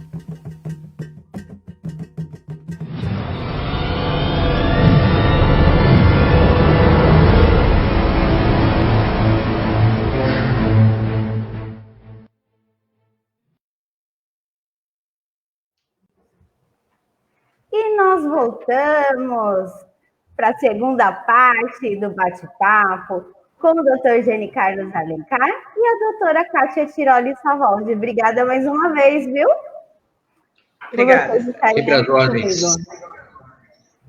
Agora nós vamos falar, conforme prometido, do aumento dos crimes cibernéticos. O pessoal está sem ter o que fazer e fica mandando nudes dos outros, sabe? Tá meio tumultuado. Fala aí, doutor Gene Carlos, como é que tá? É isso aí, doutora, né? Não posso negar que eu tenho alguns clientes nesse sentido, né? Mas, enfim, acontece. Vamos lá. Tecnicamente falando, né? Não existe, assim, crime cibernético, não existe crime da internet, né? Existem crimes em que o seu modus operandi são feitos pela internet, né? São feitas via aplicativo. Exemplo, né? Crime de roubo, crime de furto, crime de homicídio, tráfico, enfim, esses são crimes, né? Então, assim, crime da internet, crime cibernético, essa é uma nomenclatura socialmente, né, popular, enfim, mas tecnicamente não é um crime, digamos assim. Ok. O que muitas vezes vai acontecer, exemplo, é um estelionato, é uma lavagem de dinheiro, né? Isso que a doutora mencionou aí, né? Divulgação de imagem sexual, montagem para fazer inserir imagem de uma pessoa não autorizada em cena de nudez, ato libidinoso, filme, enfim. Né? Esses são os crimes mais difundidos pela internet. Bem como aquele que recebe e compartilha incorre no mesmo crime. Né? Muita atenção às pessoas, né, que eles estão fazendo muito, é a clonagem de WhatsApp. A clonagem do WhatsApp hoje, diariamente, na capital de São Paulo, são quase 1.000 clonagens por dia. Doutor, deixa eu fazer uma perguntinha, já que você falou de clonagem de WhatsApp. Quando a esposa clona o WhatsApp do marido ou o marido o WhatsApp da esposa, pode? Excelente pergunta, doutor, excelente, né? Assim, via de regra, tecnicamente não, porque você estaria infringindo a intimidade dessa outra pessoa, né, do seu cônjuge, do seu companheiro, né? Então, assim, tecnicamente não seria possível isso, né? Se seria uma conduta ilícita. Mas mesmo que fala que não há segredo entre o casal até a morte que nos separe, tudo bem, não pode ler a conversinha, nada? Então, este ponto a gente deixa para a particularidade de cada casal, né? O que eu posso dizer é, o direito penal, ele não vai limitar os relacionamentos, né? Bem como ele pouco se importa com os relacionamentos intraconjugais e extraconjugais, até porque o crime de bigamia houve uma abolição criminis lá em 2005, né? Era o único aspecto em que a gente poderia dizer que o direito penal tutela os relacionamentos de casal. Hoje não mais isso. Hoje as pessoas se relacionam da maneira que bem o proverem, né? Mas, enfim, a pessoa que clonar o WhatsApp do seu companheiro e tal estaria ferindo a sua intimidade. Caberia uma possível reparação civil, tem de vista que você estaria ali infringindo preceitos constitucionais, né, que é a intimidade. Tá. Mas vamos lá. Então, assim, a clonagem do WhatsApp hoje, ela é muito frequente, como eu disse, no próprio site do governo de São Paulo, está lá, são quase 1.000 casos por dia, né? E aí, como eles fazem, né? Os agentes delitivos, na sua grande maioria, estão reclusos, estão dentro das penitenciárias. E aí ele manda lá um código para você, consegue o seu número de uma forma ou outra, e ele te manda uma mensagem, se passando por uma outra pessoa, coloca uma foto ali de uma pessoa bem afeiçoada, inventa um nome ali, e aí fala, eu sou fulano de tal, eu sou médico, eu sou isso, eu sou aquilo... fiz uma compra online e sem querer coloquei o seu número, vai chegar um código aí. E aí, né, na fragilidade do ser humano, você tentando ajudar aquela pessoa que está ali, pedindo ajuda, você passa este código. Este código nada mais é que o código que o próprio aplicativo pede quando você vai entrar com ele pela primeira vez no seu telefone. E aí você passando esse código e o agente delitivo colocando lá esse código, ele clona o seu WhatsApp e o seu WhatsApp fica bloqueado no seu aparelho, você não tem mais acesso. Aí até você perceber o que aconteceu, né, o estrago já foi grande. Aí ele começa a mandar mensagem para os seus pais, para os seus amigos, pedindo dinheiro, tô numa situação assim, assim, assim, e consegue 100 de um, 50 de outro, quando vai ver, já fez um estrago enorme, né? No primeiro momento, trata-se de crime de estelionato, que é manter alguém em erro para obter vantagem indevida. Aí depois, a depender do crime, né, que aí nós temos as evoluções delitivas, começa em um crime pequeno, aí passa para outro, essa é a evolução delitiva que a gente chama, e aí pode configurar outros crimes. Né, porque aí pede que seja depositado na conta de outra pessoa, já envolve um terceiro, aí já vira lavagem de dinheiro, né? Aí, se não, crime contra o sistema financeiro, enfim. Essa é uma das hipóteses, né? As outras são, né, as divulgações de imagem, né, insultos, grupos de WhatsApp, Facebook, os crimes contra a honra, batem no topo dos crimes cometidos pela internet. Batem no topo, né? Calúnia, injúria, difamação. E injúria e difamação, quando feito por meios que podem facilmente se propagar à grande população, tem um aumento de pena. O que era de detenção passa a ser de reclusão, no caso concreto. Então, assim, muito cuidado com essas mensagens que você recebe pedindo senha, pedindo atualização de cadastros. Empresas sérias, empresas bancárias, empresas de telefonia, não pedem esse tipo de informação pelo seu aplicativo, pelo seu WhatsApp, ou eles te ligam, você vai até a agência, vai até o local. Né? Não sejam ingênuos em cair nessas práticas delitivas tão comuns, mas que muitas pessoas ainda caem, porque estão ali fragilizadas no momento hoje. Esses tempos de pandemia nos deixam fragilizados, né? A gente fica em casa, trancado, e começa a pensar um monte de coisa, e você sai um pouco da realidade. Aí vem um indivíduo desse, te conta uma história bonita, e você cai em um crime tão banal, digamos assim. Né, muito cuidado aos crimes cibernéticos. E se for lesado, este tipo de denúncia pode ser feita pela internet, tá? Não há necessidade de ir até a delegacia. Pode ir na internet, no seu computador, no seu celular, faz o boletim, tá? Depois de alguns dias, um policial entrará em contato com você e pedirá maiores informações. Os boletins, quando são feitos pela internet, depois de alguns dias, a polícia entra em contato, que é para ter ali mais informações e aí ter fazer ali o início da investigação. Se você teve a sua conta, se você teve um valor retirado da sua conta, eles vão buscar esse valor. Enfim, né, nesses tempos de pandemia, esse tipo de delito pode ser registrado pela internet, tá? E como sempre, busque informação de um técnico, né? Sendo crime, busque um advogado criminalista, busque alguém específico na área, né? E muito cuidado com esses crimes cibernéticos. Isso. Agora eu vou mudar um pouquinho de assunto, porque eu recebi aqui algumas perguntas falando sobre o ano letivo de 2020. Decorrente dessa pandemia, a necessidade de isolamento social, foi editada uma medida provisória alterando, instituindo umas medidas de urgência para esse ano de 2020. Nós sabemos que deve ser respeitado as 800 horas aula, do mesmo jeito que a legislação prevê. Porém, não se obriga o cumprimento dos 200 dias letivos. Doutora Kátia, fala para mim, escolas privadas e isolamento social, como é que ficam as mensalidades?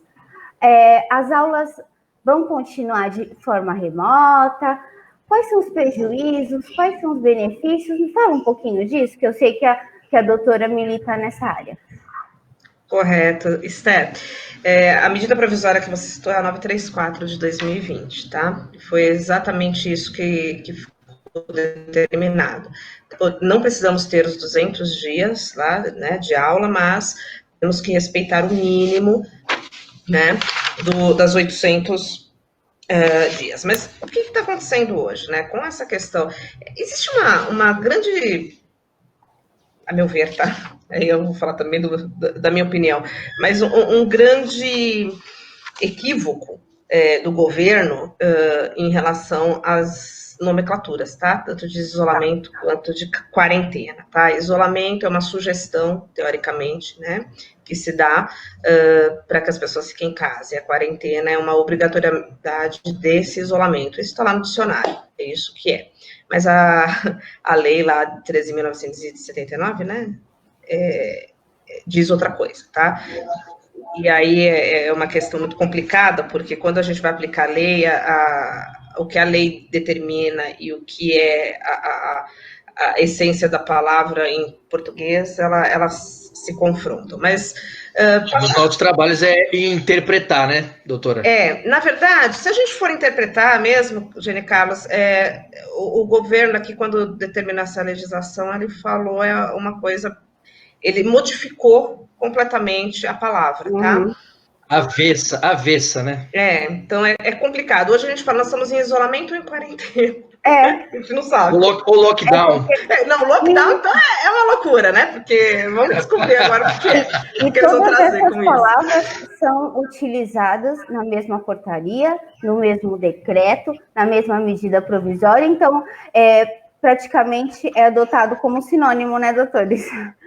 E são, infelizmente, de forma errada, né? Aplicados de forma equivocada, que é curioso, né? Mas, passado isso, vamos desenrolar a questão das escolas. Mensalidades de escola, quarentena, vou tratar de quarentena, tá? Que a via de regra, a determinação de um isolamento pelo órgão competente, tá? Eu vou tratar como quarentena, que essa é o significado da palavra, tá? Se é isolamento, se é quarentena pelo governo, eu já, sinceramente, não vou entrar nesse mérito, mas... na verdade, a gente está num momento que está difícil, né? Saber o que eles querem, mas a gente decifra. Então, assim, vamos tratar de quarentena, espero que todo mundo me entenda, tá? Mas, assim, a quarentena, a via de regra todas as vezes que um órgão competente determina o isolamento das pessoas por conta da pandemia, tá bom? Então, vamos passar por essa questão. Então, de acordo com a quarentena, as escolas, obviamente, não podem ter as aulas letivas por conta da aglomeração das pessoas, não é verdade? Então, quais foram as soluções dadas aí pela medida provisória 934? Olha, não pode ter lá uma quantidade X, mas tem que ter no mínimo Y, beleza, de aulas.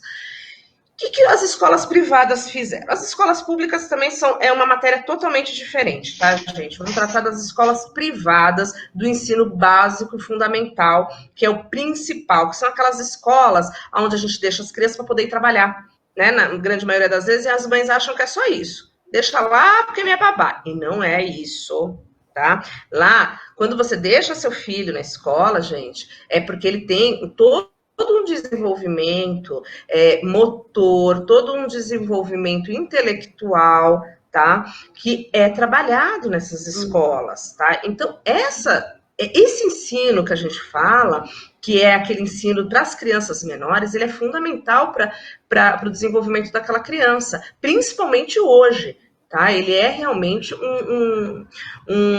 a escolinha, né, que a gente chama, escolinha, vou levar a criança para a escolinha, ele é fundamental hoje, tá? Para o desenvolvimento motor, para o desenvolvimento intelectual dessas crianças, que já nascem com uma outra característica, né, vamos dizer assim, eles já nascem quase falando, essas crianças. Então, é importante a manutenção dessas crianças na escola por elas, tá? Bom, aí não podem levar ela para as escolas. O que a gente faz? Bom, as escolas, o que elas estão fazendo? Fornecendo outras maneiras de aprendizado e de integração com essas crianças, assim como nós estamos aqui conversando, que é a maneira virtual, que é bem legal. O que acontece hoje, tá? Essas escolas, normalmente, elas possuem, em média, 200 alunos, são escolas pequenas, ainda que a gente saiba que o Estado tem a obrigatoriedade da educação, vamos ser sinceros, hoje não comporta, né? A demanda, né? A demanda que nós temos aí. Então, as escolas públicas, como não conseguem suportar, abriram, né, isso é uma questão histórica, a oportunidade para as escolas privadas, e elas vêm mantendo aí as atividades. Chega uma pandemia dessas, os familiares dizem, bom, meus filhos não estão indo para a escola, eu não tenho mais que pagar a mensalidade. Porque eu deixo ele lá só porque eu tenho que sair para trabalhar. Se eu não estou saindo para trabalhar, eu não preciso mais pagar essa mensalidade. Então, eu tiro essa criança da escola, né? Tiro a matrícula. Não vou mais pagar mensalidade? Gente, tem o seguinte, não é assim que funciona, tá? Infelizmente, para os pais que pensam assim, não imaginam o prejuízo que estão causando aos seus próprios filhos. Esse é o primeiro ponto, tá? Os seus filhos necessitam dessas atividades, eles necessitam de atividades intelectuais e motoras, ainda que crianças pequenas, eles estão habituados a isso e eles precisam manter essa questão. Isso é o primeiro ponto. O segundo ponto é contratual, né? Quando a gente fala de fazer a matrícula de uma criança e pagar mensalidades, entenda o seguinte, nós estamos lá atrás, em janeiro, quando você foi fazer a matrícula do seu filho, você fez um contrato esse que, por faculdade, a escola dividiu em 12 parcelas. Então, imagina o seguinte, o ano letivo custa R$12.000, hipoteticamente, tá? A escola fala assim, olha, então você me deve R$12.000. Esses R$12.000 eu vou dividir em 12 parcelas para você. Tanto que nas férias, né, de tanto de janeiro quanto de julho, é devida a mensalidade, não é? Acho que isso não tem dúvida. Então, é desta forma que é o conceito de contrato de uma instituição de ensino. Então, as mensalidades, elas são devidas, tá? Muita gente me procura e fala assim, mas doutora, não está tendo aula, o meu filho não está usando a dependência da escola, por que eu tenho que pagar tudo isso? Não dá para a escola dar um desconto? É uma situação complicada, claro que, como eu sempre digo, uma boa conversa é sempre muito bem-vinda, de repente a gente até consegue viabilizar uma situação como essa junto com a escola, mas a priori não, tá? Por quê? Porque a escola precisa manter os funcionários, precisa manter os professores e toda uma plataforma virtual para que ela possa acessar o seu filho e continuar mantendo a grade dela e o ensino. Tá? Então, a priori, não, as mensalidades permanecem sendo devidas na integralidade, sim. Tá? Essa é uma questão que me procuram muito. tem jeito de a gente negociar. Algumas escolas estão dando alguns descontos, porque elas viabilizaram e conseguiram minimizar o custo delas, e essas escolas conseguem repassar. Mas a grande maioria não. E dar um desconto nessa situação fatalmente levará essas escolas à falência. Outra coisa que a gente tem que observar é o seguinte, tá? Quando nós assinamos um contrato lá atrás, matriculando essas crianças, o que aconteceu? Nós aceitamos determinadas cláusulas. Então, sim, se você tem interesse de tirar seu filho da escola, porque você não tem mais condições de pagar essa escola, é uma faculdade sua, é um direito seu, sem dúvida nenhuma. Só que tem que observar as cláusulas contratuais e multas e prazos, avisar com antecedência, se responsabilizar pelas multas em relação a esse contrato, tá? São negociáveis também? São. Todo contrato dá para a gente negociar, tá? Mas, a priori, tem que ficar atento a essas questões. Então, antes de ir na escola, bater boca e discutir, procure um profissional de direito também, para que avalie esse contrato e veja a possibilidade de consensos. Gente, nós estamos em fase de pandemia. Nada é tão definitivo assim, mas tudo precisa ser conversado de uma forma que não onere a outra parte. Lembra que eu falei lá do 438 do CPC? Nós não podemos, em nosso benefício, prejudicar o terceiro, que fez um contrato, que fez um acordo com você de forma lícita, né? E que lá no fato gerador, lá naquele dia que você assinou o contrato, estava ok para todo mundo. Pensa o seguinte, esse dono de escola também está passando por necessidade, ele está pagando os funcionários dele, né? Então, acho que assim, tudo é uma questão de conversar, sem dúvida nenhuma, mas as obrigações assumidas, elas precisam ser mantidas. Tá? Então, essa é uma questão que me procuram bastante.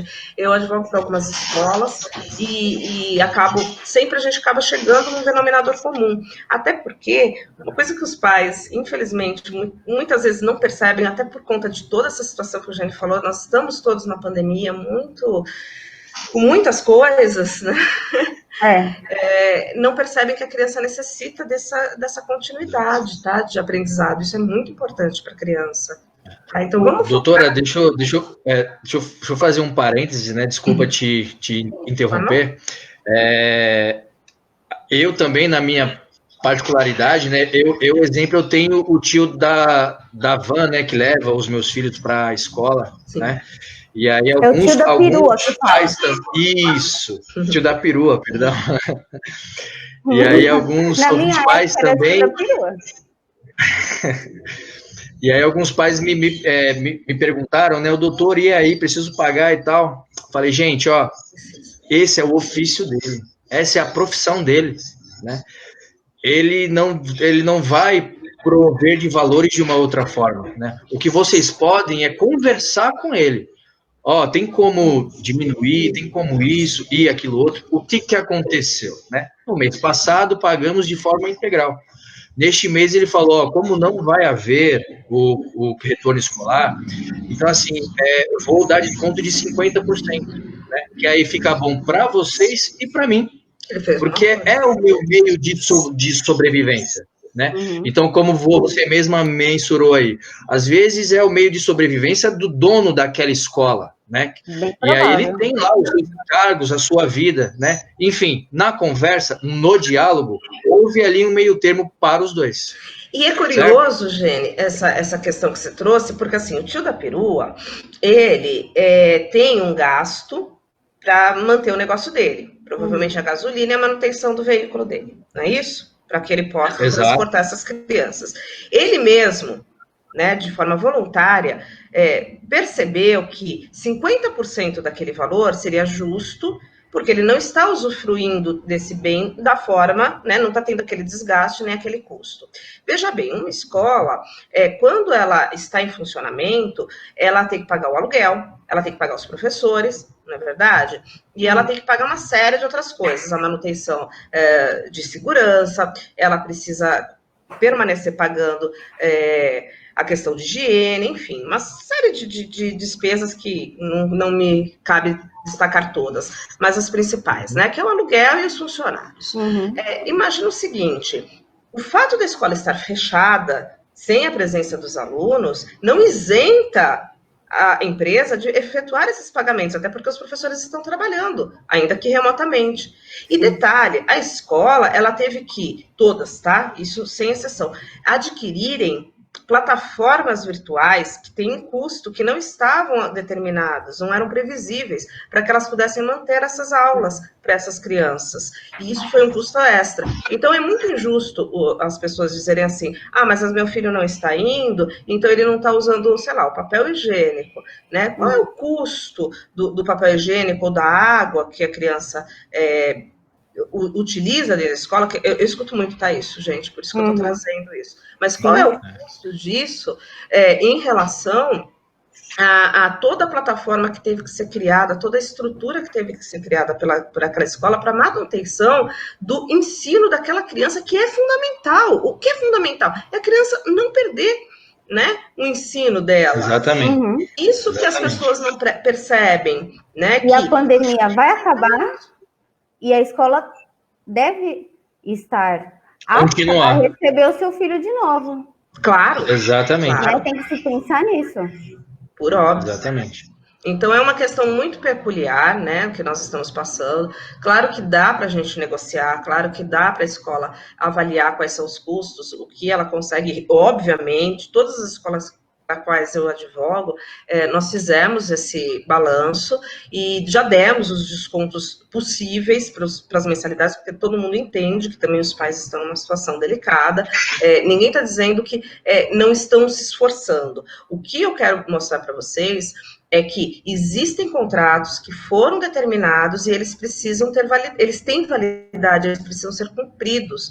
De que forma nós vamos cumprir? A isso nós vamos negociar, mas temos que ter a consciência de que sim, precisamos manter todo o contrato, toda a viabilidade para que o país também se sustente, né? Porque como que vai acontecer? Daqui 2, 3 meses as crianças vão ter que voltar para a escola e não tem mais escola, porque elas vão falir. E os pais... E que sejam 2, 3 meses, né? Amém, né? É o que nós esperamos. Ninguém aguenta mais. Mas a questão os pais que estão auxiliando seus filhos de forma remota, né? A assistir às aulas, a estudar, eles têm sofrido um pouco. Porque a tarefa de educar, ela é totalmente técnica. E muitos pais não conseguem auxiliar os seus filhos, estão perdendo a paciência. Dá muito trabalho, gente. Então, valorize a escola, valorize os professores, os profissionais da área da educação, porque é muito importante o trabalho deles. Em que pese que a função de educar a criança sempre foi dos pais. Embora a gente tenha culturalmente passado essa função para os professores, né? Subestabelecido aos professores, né? Praticamente sem reserva. Então, verdade, mas é verdade. Como daqui a pouco vai estourar o nosso tempo e a gente cai, né, a transmissão cai, eu vou passar para um dos últimos temas, mas eu preciso mandar alguns beijinhos rapidinho, tá bom? Vou mandar beijo para a Cati, para o Babá, para o Carlos Eduardo, Rodrigo, beijo a todos. Obrigada, viu? Por estarem nos assistindo. O último tema, nós não vamos conseguir abordar todos os tópicos que nós queríamos, tá? Por isso, de antemão, eu já convido vocês para voltarem e falar comigo de novo, se vocês tiverem paciência. É um prazer. De antemão, porque tem tanta coisa para falar, gente, e eu me empolgo. Vocês perceberam? E atrapalho vocês.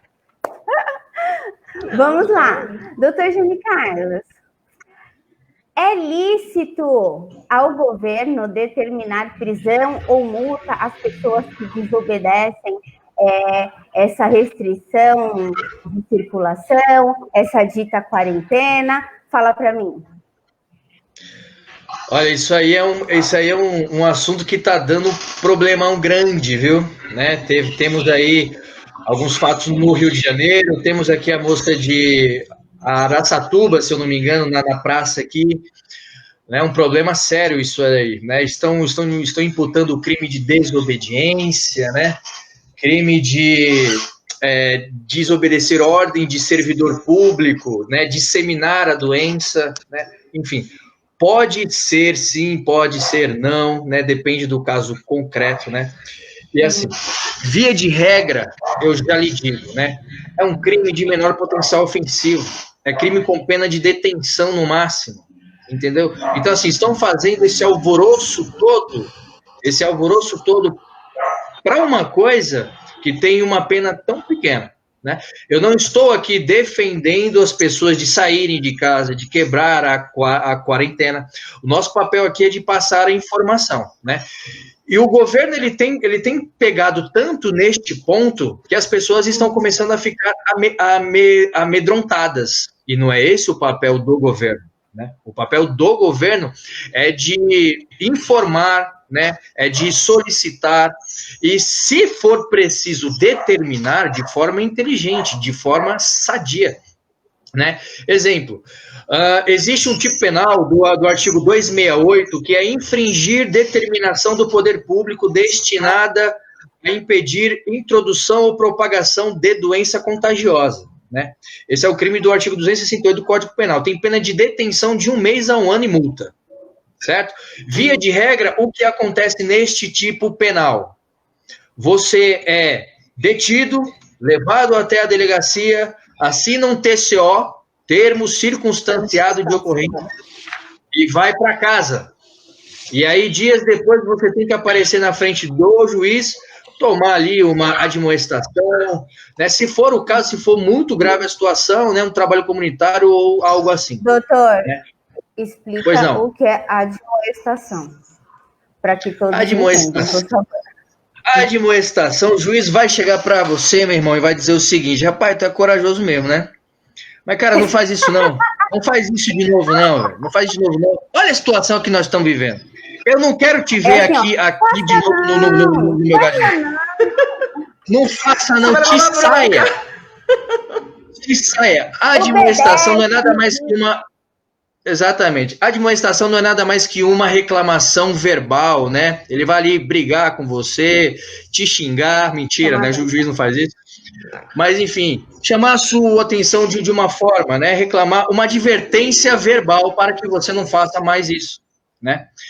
E, como eu estava dizendo, existe o crime também do 330, artigo 330 do Código Penal, que é o famoso crime de desobediência. Tudo é desobediência, né? Só que os agentes públicos esqueceram, né, ou não se lembra da tão recente lei de abuso de autoridade, né? Lei recentíssima, fresquinha. A gente pode lembrar. Saiu no ano passado, e eu vou dizer a vocês, os agentes públicos estão morrendo de medo dessa lei, tá? Mas isso é tema para uma outra conversa. Enfim, artigo 330, o crime de desobediência. Desobedecer a ordem legal de funcionário público, pena de detenção de 15 dias, 6 meses e multa. Entendeu?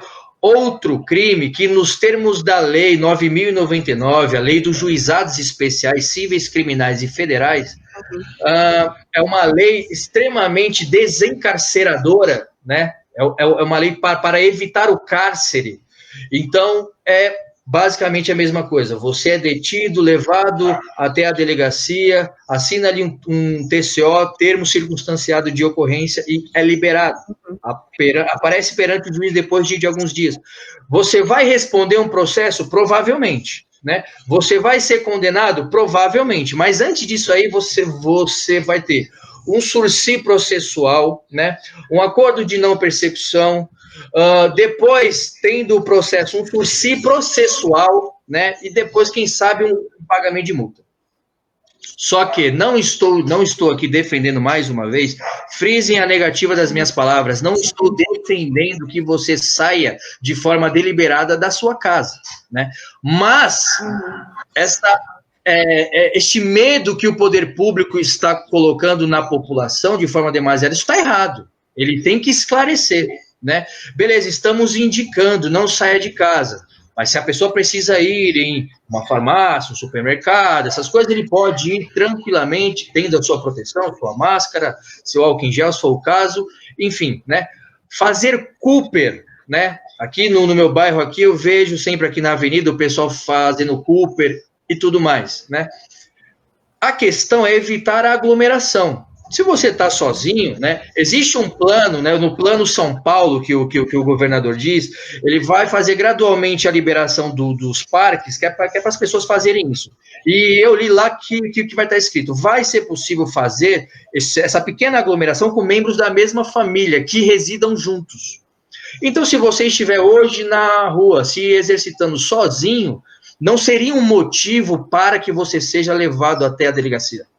Entendeu? Você não estaria, entre aspas, cometendo um ato ilícito, quebrando a quarentena. Não é inteligente, mas ainda não está proibido. Se você puder, evite, né? Mas, caso ocorra isso, de uma certa forma, você está na rua fazendo qualquer coisa, e a autoridade policial te prenda, né, te deixe detido, te leve até a delegacia, com cuidado, busque os seus direitos. Ele pode estar agindo em abuso de autoridade. Lembrando que não faz parte do trabalho das guardas municipais fazerem esse trabalho. Guarda municipal não é polícia. Guarda municipal não é polícia militar, não é polícia civil, muito menos polícia federal. O trabalho da guarda militar é uma outra coisa que a gente também pode discutir no outro vídeo. Né? Exemplo... E tem assunto, hein, gente? E tem assunto. Você vê como é que fica tanta coisa? Isso depois a gente fala, isso depois a gente fala. Tem uma coisa curiosa aí, né? Então, vamos lá. Lá no comecinho da nossa live, nós falamos o quê? Da liberação dos presos. Né? E sim, agora, inclusive dos pais que não pagam a pensão, que estão cumprindo a pena de prisão em regime domiciliar. Né? Então, assim, é tão contrassenso o governo chegar agora e falar, eu vou te prender se você estiver na rua. Gente, tá uma bagunça. Você vê o contraditório? Você vê o contraditório? O contraditório é gigantesco, entendeu? Eles querem fazer, têm até boas intenções, mas batem de frente. Por quê? Porque são políticos. Político não tem conhecimento legislativo. O nosso legislativo, os deputados, não. Os nossos deputados. Não é todo político, não. Calma. Os nossos deputados. Os nossos deputados não têm a obrigação de serem exemplos bacharéis em direito. Engraçado, o cara que faz lei deveria ter conhecimento da lei, mas não é. E aí ele faz um decreto, uma medida provisória, uma lei federal, aí vem uma lei estadual, aí vem o Supremo que diz São coisas que batem de frente uma com a outra. Por quê? Mal assessorado. E o desespero, né, Gene? Desespero, parece, né? Eu também estou exato. essas medidas provisórias. Eu estava com desespero de fazer a coisa certa, eles se embananam.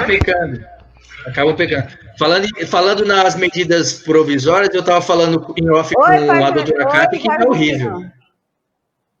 Meus queridos, sinto interrompê-los, mas nosso tempo está esperando, nós vamos cair. Tá, então tá bom. Doutora Kátia, doutor Gene Carlos, vocês vêm falar comigo semana que vem, por favor? Sim, eu venho. Aí a gente continua. Será um imenso prazer. Pode ser? Eu vou mandar mais 2 beijos só. Para Indianara, para Marcela... E para o meu irmão, Guilherme Aguiar, que entrou e está assistindo a gente, ele é tão fofinho. Beijo, gente. Beijo. E, por favor, você que gostou dessa nossa live, curta a página do PDT Axé São Paulo. Fique por dentro das próximas. Eu sempre estou por aqui. E com convidados muito especiais, como esses 2 lindos. Muito obrigada, viu? Muito obrigada pela paciência, pela disponibilidade. E venham de novo. Obrigada pelo convite, Esther. Eu espero Muito você. muito obrigado mais uma vez, né? Obrigado, doutora Kátia. Até a próxima.